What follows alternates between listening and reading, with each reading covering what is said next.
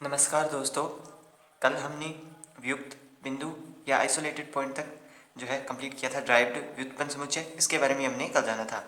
मैंने आपको कल बताया था बोल्जिनो-बॉयस्टर्स प्रमेय के बारे में, जिसे कि हम आज करेंगे। यह प्रमेय 2016 और 2018 में आई हुई है। तो हम प्रमेय को शुरू करते हैं। प्रमेय की जो कथन है वो आपको याद रखना होगा और उसे एग्जाम में लिखना भी पड़ेगा। तो इसका कथन है, प्रत्येक असीमित परिबद्ध समुच्चय का कम से कम एक सीमा बिंदु होता है। यहाँ पे समुच्चय परिबद्ध है लेकिन वो असीमित है। Every infinite bounded set has a limit point, it means at least one limit point. ठीक है, ये इसकी अंग्रेजी में जो है अनुवाद है। तो हम थ्योरम शुरू करते हैं। तो सबसे पहले हमें एक सेट मानना होगा, क्योंकि इसमें बताया है कि एक अपरिमित परिबद्ध समुच्चय हमें मानना होगा एक इनफाइनाइट बाउंडेड सेट। तो मानना S एक अपरिमित परिबद्ध समुच्चय है या बाउंडेड सेट है।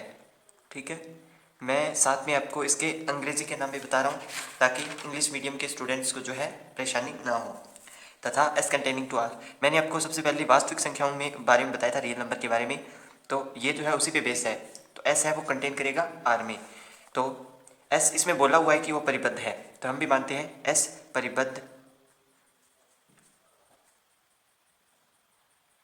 परिबद्ध है। तो उसके उच्चक तथा निम्नक अवश्य विद्यमान होंगे। तो M तथा कैपिटल M इस प्रकार है कि for all M capital M belong करेंगी R से। ये R से ही होंगे क्योंकि हमें पता है कि जो परिबद्ध है वो काफ़ी बड़ा एरिया जो हो सकता है सेट के बाहर साथ में हो, वो होता है। मैंने आपको पिछली वीडियोस के दौरान बताया है। ठीक है, अब मैं एक समुच्चय मान लेता हूँ जो कि R है, फिर हम उस पर S ड्रॉ कर लेंगे। मान लिया ये समुच्चय R का ही कोई एक हिस्सा है, पूरा R नहीं है। इस पे मैंने माना कि ये जो इतना एरिया है ये जो है S है। ठीक है, इसे मैंने सेट S मान लिया। ठीक है, अब इसका ऊपरी परिबद्ध उच्चक जो है वो मैंने यहाँ पे कैपिटल M मान लिया और इसका निम्नक जो है वो मैंने यहाँ पे स्मॉल m मान लिया। ठीक है, तो इसमें x का कोई एक बिंदु होगा जो कि m से तो बड़ा और बराबर होगा और कैपिटल M से छोटा और बराबर होगा, और जहाँ x जो है वो s से है क्योंकि वो उसका एक बिंदु हमने माना है। अब इसे प्रूव करने के लिए मैं एक सेट मानूंगा, क्योंकि जो कोई भी बिंदु है उसके सामीप्य में, उसके प्रतिवेश में या नेबरहुड में बहुत सारे फाइनाइट और इनफाइनाइट एलिमेंट होते हैं। तो वहाँ पे दो केस राइज होंगे, तो उसके लिए मुझे एक सेट मानना पड़ेगा। तो मैंने यहाँ पे एक टी माना जो कि जिसमें एक स्मॉल टी है, ये कैपिटल टी एक सेट है, ये इसका अवयव है। टी जो कि एस के अवयवों से, उसके एलिमेंट से बड़ा है। कौन से एलिमेंट से? फाइनाइट या परिमित अवयवों से। ठीक है, और दूसरा टी एस के अवयवों से छोटा है, अवयवों से स्मॉल है या छोटा है, जो कि इनफाइनाइट होगा। इनफाइनाइट एलिमेंट से ये छोटा होगा। ठीक है, अब यहाँ पे तीन चीज़ें हमें बतानी होगी टी के बारे में। पहली की जो टी है वो खाली नहीं है।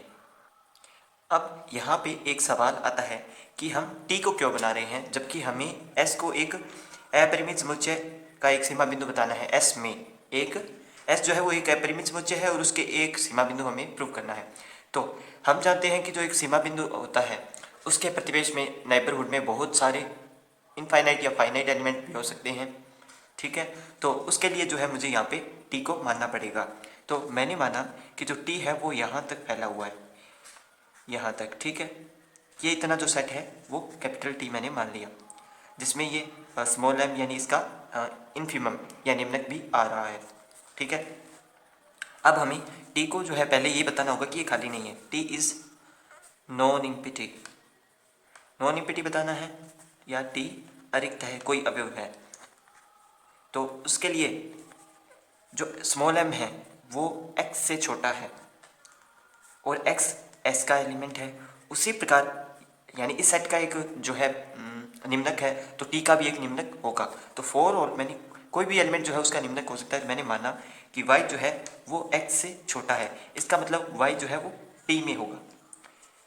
देखिए ये y जो है इस एरिया में भी हो सकता है, ठीक है, और ये यहाँ पे s भी है और यहाँ पे t भी है, ठीक है। तो ये x से तो छोटा हो गया लेकिन t में ज़रूर आ गया, तो t में y आ गया, इसका मतलब t है वो खाली नहीं है।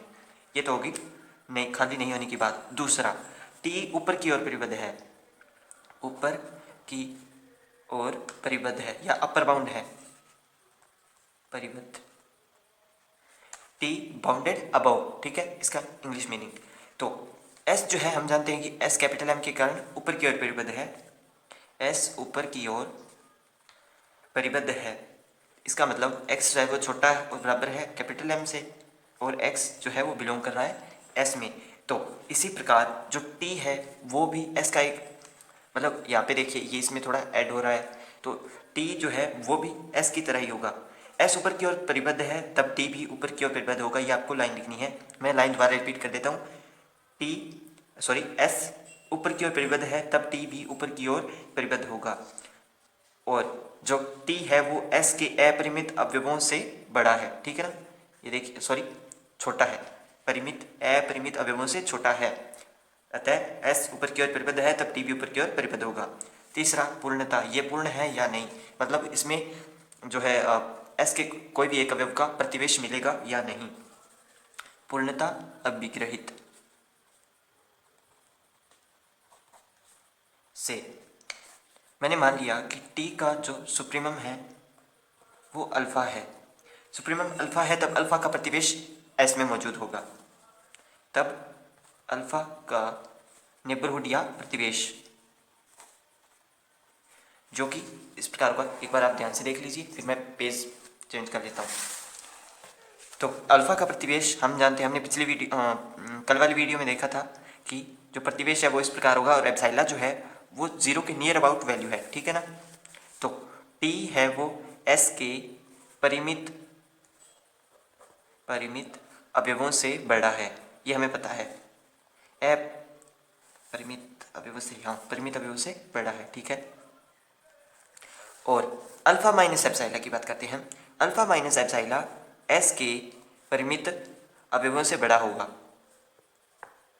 अवयवों से बड़ा होगा, बड़ा है, ठीक है, क्योंकि हमने यहाँ पे दो टी माना है, एक जो इसके लिए होगा, एक जो है वो इसके लिए होगा, ठीक है। तो हम पहले इसके लिए बात करते हैं, तो ऊपर वाला टी इसके लिए होगा, तो अल्फा माइनस एप्सिलॉन जो है वो जो है परिमित अवयवों से बड़ा है, अर्थात इसका मतलब, अर्थात it means alpha minus epsilon के वाम पक्ष या लेफ्ट में फाइनाइट एलिमेंट है, परिमित अवयव है, जबकि हमें अपरिमित जो है सेट को बताना होगा। तो अल्फा माइनस एप्सिलॉन एस का सीमा बिंदु नहीं हो सकता, लिमिट पॉइंट नहीं है। अब हमारे पास बचा alpha plus epsilon, alpha plus epsilon S के इनफाइनाइट एलिमेंट से छोटा है,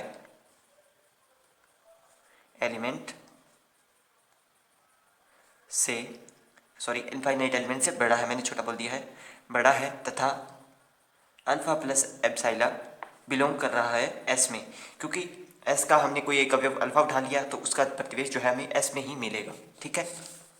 तो ये बिलोंग कर रहा है एस में, अल्फा एस का सीमा बिंदु है, अल्फा एस का लिमिट पॉइंट है, कैसे वो हम अभी जानेंगे। लिमिट पॉइंट है क्योंकि अल्फा प्लस एप्सिलॉन में एस के अपरिमित बिंदु हैं, और हमें पता है कि जो है नेबरहुड में अपरिमित बिंदु जो है अपरिमित अवयव मौजूद होते हैं। तो अब आपको लास्ट में एक लाइन लिखनी होगी, प्रत्येक परिबद्ध अपरिमित समुच्चय का कम से कम एक सीमा बिंदु विद्यमान होता है, every bounded infinite set have a limit point. मुझे अंग्रेजी नहीं आती है, मैंने ऐसे बता दिया इसका, आपको जो है सेम यही लाइन आपको इसमें लिखनी होगी, ठीक है। आगे हम इसकी एक डेफिनेशन करेंगे, क्लोज्ड सेट या समृद्ध समुच्चय। ये देखिए, क्लोज्ड सेट या समृद्ध समुच्चय, तो मैं आपको इसकी डेफिनेशन बोल के बताता हूँ मेरे नोट से। एक ऐसा समुच्चय एस जिसके सभी सीमा बिंदु एस में विद्यमान हो तो एस को समृद्ध समुच्चय कहा जाता है। एक बार मैं और रिपीट कर देता हूँ, एक ऐसा समुच्चय एस जिसके सभी सभी सीमा बिंदु S में विद्यमान हो तो S को समृद्ध समुच्चय कहा जाता है या क्लोज्ड सेट कहा जाता है। मान लिया एक ऐसा सेट S है, इसके सभी सीमा बिंदु, हमने सीमा बिंदु के बारे में मैंने बताया आपको भी क्या होता है, उसके जो नेबर हैं वो उसमें मौजूद हों। अगर मान लो इन सभी के नेबर इसमें मौजूद हैं, प्रतिवेशी इसमें मौजूद है, तो ये जो S है वो क्लोज्ड हो जाएगा। अगर एक का भी मौजूद नहीं है तो ये क्लोज्ड नहीं होगा। एग्जाम्पल के लिए S है, इसमें अवयव है 1, 1/2, 1/3 डैश डैश, इस प्रकार चलता जा रहा है। ठीक है, अब यहाँ पे बात हुई कि इसके सभी सीमा बिंदु उसमें मौजूद होंगे तभी जो है ये एक क्लोज्ड सेट होगा। तो यहाँ पे ये जो वैल्यू है वो 1/2 से लेके ये इसमें इनफाइनाइट एलिमेंट है और ये लास्ट में जाके 0 होगी, क्योंकि हमें बताइए यहाँ पे 0.5, 0.33, फिर इसके बाद में और कम, लास्ट में जाके 0 होगी। तो इसका जो लिमिट पॉइंट है वो 0 होगा, क्योंकि ज़रूरी नहीं है कि दोनों साइड के जो है इसमें मौजूद हों, एक साइड का भी हो सकता है। तो इसका जो सीमा बिंदु है वो 0 होगा और 0 जो है वो इसमें मौजूद नहीं है, यानी 0 नेवर बिलोंग्स टू S, क्योंकि S में ये मौजूद ही नहीं है 0। हाँ, आ सकता है, अपरिमित है, आ सकता है, लेकिन अभी मौजूद नहीं है, तो S is not closed set. ठीक है, S का सीमा बिंदु 0 है लेकिन वो उसमें मौजूद नहीं है, अतः ये सीमा बिंदु क्लोज सेट नहीं हो सकता। दूसरा एग्जाम्पल जिसमें S के एलिमेंट 1 से शुरू के 1/2, 1/3 डैश डैश n/n+1 तक जा रहा है। इसका जो सीमा बिंदु मैंने माना वो S डैश है और वो 1 होगा। किस प्रकार होगा, और ये S में कंटेन करेगा। किस प्रकार, ये वैल्यू जो है वो 1 से लेके यहाँ तक जा रही है, n/n+1 तक ये वैल्यू जा रही है। तो चूँकि n/n+1 मैं इस वैल्यू को उठा लेता हूँ, फिर मैं इस पर लिमिट अप्लाई करता हूँ n टू इनफाइनाइट, यानी n टू n+1। ठीक है, मैंने लिमिट अप्लाई कर दी इस पर। फिर क्या होगा, मैं ऊपर से भी n कॉमन लूँगा, नीचे से भी n कॉमन लूँगा, तो limit n tending to infinite, n ऊपर से कॉमन या n नीचे से कॉमन, ऊपर 1 बचा, नीचे 1 प्लस में यहाँ पे 1 बचेगा और यहाँ पे 1/n आ जाएगा। शायद आपको कॉमन लेना आता होगा, अगर आपको नहीं आता है तो कमेंट कर दीजिए, बता दूंगा। n से n कैंसिल हो जाएगा और लास्ट में यहाँ पे 1 रह जाएगा, यहाँ पे बचेगा limit n tending to infinite और यहाँ पे 1/1 प्लस 1/n। अब हम लिमिट की वैल्यू रखेंगे। जब अगर मैं यहाँ पे n+1 में वैल्यू रख देता तो ये इनफाइनाइट प्लस 1 ये इनफाइनाइट हो जाता और नीचे इनफाइनाइट होगा तो वो वैल्यू 0 हो जाती है। तो मैंने इसको सॉरी, यहाँ पे एक चीज़ और हो जाती, नीचे इनफाइनाइट है, ऊपर भी इनफाइनाइट आ जाता है। ये देखिए यहाँ पे n था, यहाँ पे भी इनफाइनाइट और यहाँ पे भी इनफाइनाइट, तो ये वैल्यू एक्सेप्टेबल नहीं होती है। शायद कुछ ऐसा है इसमें बताया हुआ है, इसका प्रॉपर मुझे याद नहीं है अभी। तो अपरिमित वैल्यू पता नहीं इसको ऐसा कुछ बोलते हैं, अभी मुझे याद नहीं है, मैं आपको कभी बाद में बताऊंगा। तो ये इसका हल नहीं हो सकता है। ठीक है, अपरिमित हल बोल सकते हैं इसको, ये नहीं हो सकता है इसका। तो हमें n जो है वो कॉमन लेना पड़ेगा, फिर इसको हल करना पड़ेगा। अब मैं यहाँ पे इनफाइनाइट रखूंगा तो 1/इनफाइनाइट 0 हो जाता है और 1 + 0 1 हो गया, तो 1/1 इसका हल 1 आ गया। तो 1 का जो प्रतिवेश है ये देखिए 0.5, 0.33, इस प्रकार जो है इसका प्रतिवेश इसमें मौजूद है, अतः 1 जो है इसका सीमा बिंदु होगा। ठीक है, समरी समुच्चय की परिभाषा ये बुक में यहाँ पे भी दी हुई है और ये देखिए इसमें कुछ लाइंस लिखी हुई है, तो आप इन्हें जरूर पढ़िएगा। इसमें बताया हुआ है कि क्लोज सेट क्या होता है और क्या नहीं होता है। ठीक है, और ये देखिए जो मैंने आपको एग्जांपल बताए हैं इसमें ये यहाँ पे है, तो इसमें हो सकता है इसमें कुछ गलत भी हो, तो मैंने आपको ये करवा दिया है। ठीक है, इसके बाद मैं देखता हूँ आपको थ्योरम करवा देते हैं। थ्योरम 2.5 समृद्ध समुच्चयों के प्रमेय। मैं पेज चेंज कर लेता हूँ, उसके बारे में थ्योरम करेंगे। थ्योरम है the union of a finite number of close set is close set, मतलब इनका यूनियन को हमें क्लोज सेट प्रूव करना होगा। किसी सीमित संख्या में, सीमित बोल रहा है ये, सीमित संख्या में समृद्ध समुच्चयों का संघ भी एक समृद्ध समुच्चय होता है। तो इसमें जो है मेनली ज़्यादा हिंदी रहेगी, तो मैं बता दूंगा कि आपको कहाँ हिंदी लिखनी है। ठीक है, तो प्रूफ शुरू करते हैं हम। और ये थ्योरम 2.5 है। इसके पहले की थ्योरम मैंने की नहीं हुई है क्योंकि टीचर ने बोला था कि वो इतनी इंपॉर्टेंट नहीं है, तो मैंने माना S1 और S2, क्योंकि हमें यहाँ पे संघ को बताना है, यूनियन को बताना है, तो हमें 2 सेट तो मानने ही पड़ेंगे। में समृद्ध समुच्चय है, सॉरी 2 समृद्ध समुच्चय हैं, 2 क्लोज सेट हैं। समृद्ध समुच्चय किसने बोला है, तो हम इन्हें समृद्ध समुच्चय ही मानेंगे। समृद्ध या क्लोज सेट की डेफिनेशन से क्लोज्ड है तो उसके जो है सीमा बिंदु उसमें विद्यमान होंगे। यदि S1 तथा S1 और S2 समृद्ध समुच्चय है तब माना A S1 का सीमा बिंदु है, क्योंकि सीमा बिंदु इसमें तो दे नहीं रखा तो हमें मानना पड़ेगा सीमा बिंदु है, क्योंकि क्लोज्ड है तो सीमा बिंदु तो होगा उसमें, तो सीमा बिंदु है। और हमें एक और चीज़ माननी पड़ेगी, माना S जो है वो S1 यूनियन S2 है, ठीक है, ये भी मैंने मान लिया। और S2 एक क्लोज्ड सेट है, समृद्ध समुच्चय है, दोनों इसने दे रखे हैं। अब दूसरे S2 के लिए मान लेता हूँ, माना A S2 का भी सीमा बिंदु है, A S2 का सीमा बिंदु है, तब A का सामीप्य या A का नेबरहुड जो कि इस प्रकार होगा A minus epsilon A plus एप्साइला, जो कि कंटेन करेगा S1 में, यानी S1 से ही होगा, ठीक है। उसके इधर भी वैल्यू होगी, उसके इधर भी वैल्यू होगी, और किस प्रकार होगी वैल्यू वो मैंने आपको पिछली वीडियो में समझा दिया है, ठीक है। उसके बाद ये A S2 का सीमा बिंदु भी है, तो ये ही वैल्यूज़ जो है वो इस S2 में भी कंटेन करेंगी। S1 S2 में दोनों वैल्यू सेम है, इसका मतलब ये दोनों इनके यूनियन से है, जो कि मैंने यहाँ पे माना है। तो A minus epsilon A plus epsilon contain करेंगे S1 यूनियन S2 में, क्योंकि दोनों में वैल्यू सेम है तो इनकी वैल्यू इकट्ठी आ जाएगी, ठीक है। और इसको मैंने S माना है, तो A माइनस एप्साइला और A प्लस एप्साइला जो कि कंटेन करेगा S में, अतः A जो है वो S का लिमिट पॉइंट सिद्ध कर दिया, सीमा बिंदु है, ठीक है। हमने इसको सीमा बिंदु तो बता दिया। इसी प्रकार ASI का भी सीमा बिंदु है, सीमित संख्या के लिए हमें भी बताना होगा, तो हम उसके लिए शो करते हैं। इसी प्रकार A जो है वो SI, यहाँ पे I जो है सीमित संख्या में है का सीमा बिंदु है, ये मैंने मान लिया। देखते हैं क्या होगा इसका।